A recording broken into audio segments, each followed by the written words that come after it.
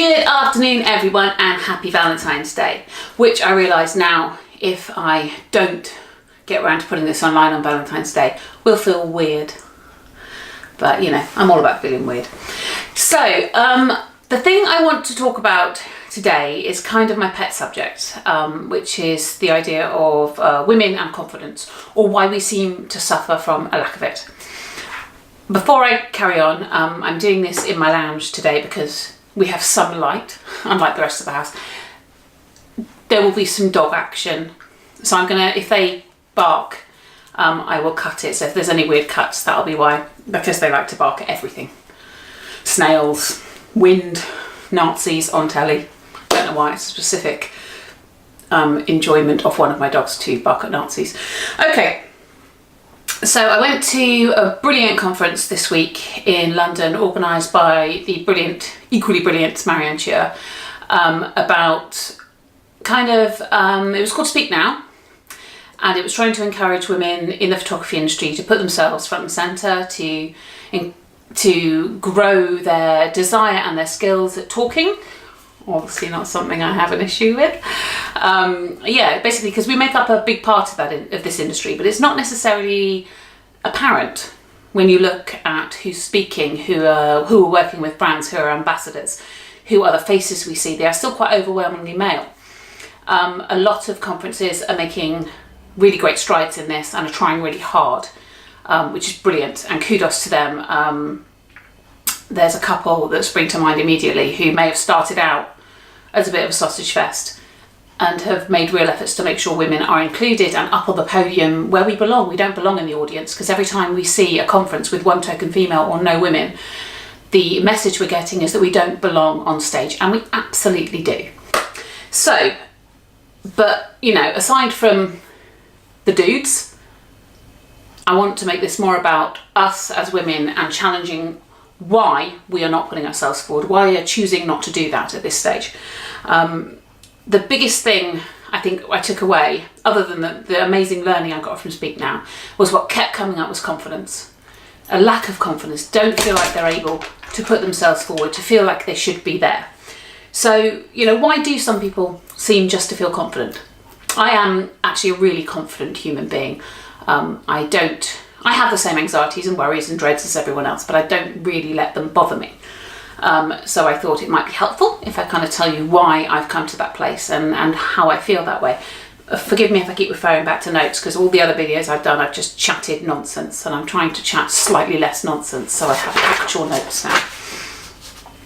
So what are the barriers to feeling confident? One of the biggest ones that people will say is imposter syndrome, which, if you haven't heard of that, it's something where I think we've all felt at some point, where no matter how far we progress and how hard we work and how accomplished we get, we still feel like someone's going to find us out eventually, that we shouldn't be here, that we don't deserve to be here, and that eventually it's all going to come crashing down around our ears. That's very much a fear response. It's not necessarily logical, but it is something we seem to overwhelmingly all fear. We feel underqualified. A lot of that can be sometimes to do with what we perceive to be our failures in technical knowledge. We feel like if we don't fully understand how our CMOS sensor works, I may have pronounced CMOS wrong, it should be CMOS. I don't know, and more importantly, I don't care.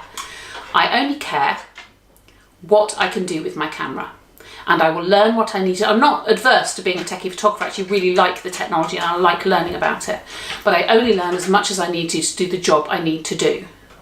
And sometimes that happens when you first pick up a camera. Radar, stop walking around, I can hear your feet. Stop it, come up here, come up here. Sometimes it happens when you first pick up the camera and you read your manual. Other things, it's you learn as you go along. You learn how to, just like with Flash or anything like that, it's a needs-led system. But some of us can feel, Radar, here, up. Some of us can feel quite overqualified. Sorry, dog has distracted me. Feel quite underqualified because we don't know the absolute minutiae of our system. And I'm not pretending for a second that wouldn't be useful to learn all those things, because they all inform how we use our cameras and how we create our work. But at the end of the day, image is king. What really matters is what our pictures look like. And actually, I have zero interest in how people get there. Whether that be in Photoshop or in the cameras they use, the lenses they use.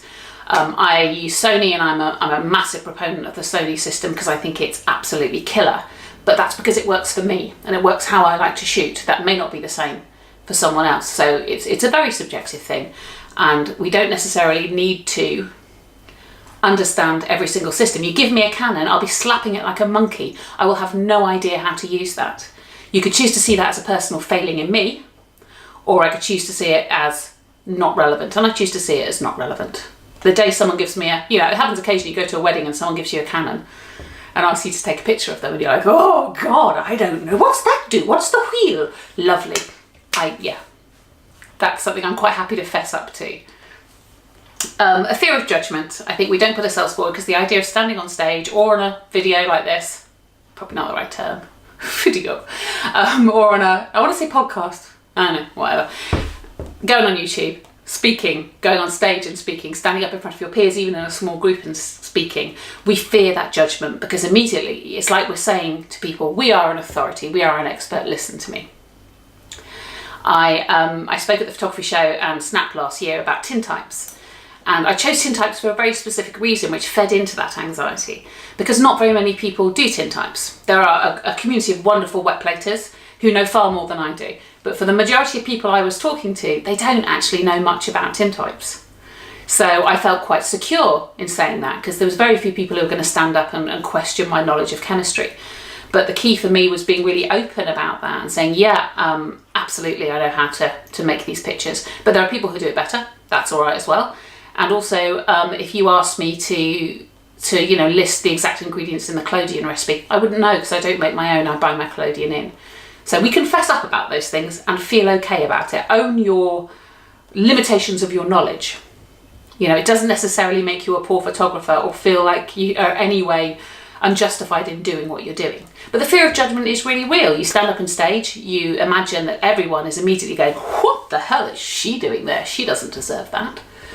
She doesn't have that authority. She hasn't won enough Fearless Awards. She hasn't done this, that, or the other. I think that's kind of false, but it is a real fear.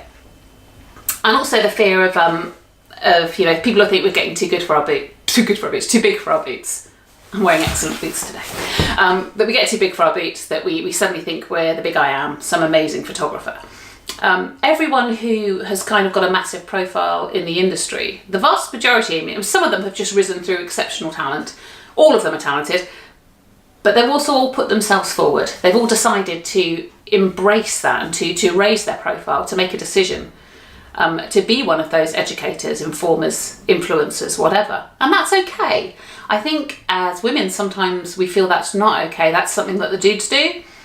And that as women, we should be deferent. So if someone says you're amazing photographer, you go, well, I don't know. Or have you seen so-and-so? You deflect it, you move away. One of the real keys to self-esteem is learning to accept a compliment. So if someone says you're amazing at your job, even if you actually don't think you are, you think you're just okay or think you're good or whatever, I now say, thank you, that's really sweet of you to say so. Because what's the point of doing otherwise? What's the point of disagreeing with them and arguing with them? Because they may really believe that you are incredible. And it doesn't make any sense for me to bat that back. So, even though I know there are 1,000 photographers, 2,000, 10,000 million photographers who are way better than I am, to that person, they think I'm incredible at what I do. And, why don't I just accept that and say, thank you. That really means something to me that you thought that. So, one of the key issues with confidence is that it's too often based on external validation. It's about the opinions of others. All of those key issues I've just spoken about. Oh God, radar. I'm so sorry. Come away. Come in. Are all about the opinions of others. Now, the opinions of others are not, by their nature, objective. They are changeable. They are informed by so many different things.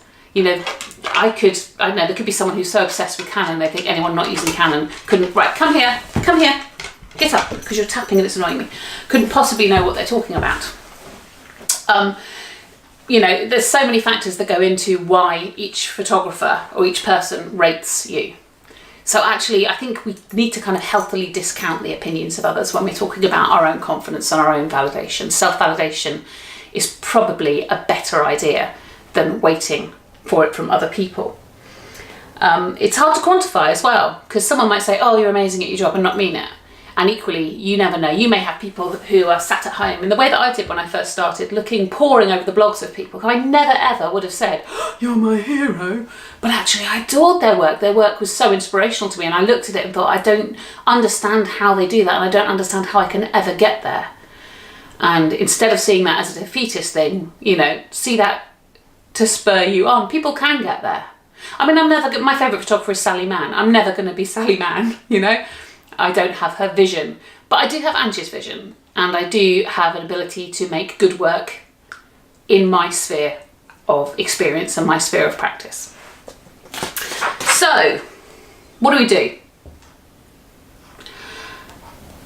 There was, I think it was Anna Hardy posted something in a group I was in the other day about confidence and about, it was based on Erasmus's Fear in Praise of Folly, which is something he wrote about how we are constantly worried about embarrassing ourselves, constantly worried about looking stupid. So why don't we just accept we're stupid, accept we're going to embarrass ourselves, accept it's going to be awful and we're probably going to fall over onto our faces and say the wrong thing, and I'll take a picture in front of everyone on a live stage demonstration and forget to take the lens cap off. Let's assume most things are going to happen, therefore it's not scary when they do. It just is what it is, And I think there is, maybe that's quite extreme, but I think it's something that I do when I'm scared about something. I manage and I work on the worst case scenario. What's the worst thing that could happen in this moment? I could fall flat on my face. If I walk into a wedding, my cameras could explode, or I could have one of the anxiety dreams I had the other night, was that all my cameras were made of jelly. And crucially, I didn't stop shooting. I just kept going, take pictures of the jelly. Doesn't matter. I was behind the camera. I was going, oh my god, everything's jelly. But in reality, I was I was telling the couple, yeah, just Karen, you're looking great, while I was taking pictures with my jelly camera. So think about what is the worst case scenario, what's the worst thing that could happen, and manage that. So if the worst thing that could happen, no, not happening. Sorry. If the worst thing that could happen is that I would fall flat on my face, or I would say the wrong thing. No one's going to die. No one is going to die. It is not the end of the world. Nothing will explode. I'm not going to lose my business, anything like that. There's a delivery man outside, hence why I'm holding onto the dog, because he's about to throw himself out the window. So, manage those worst case scenario expectations and then move on.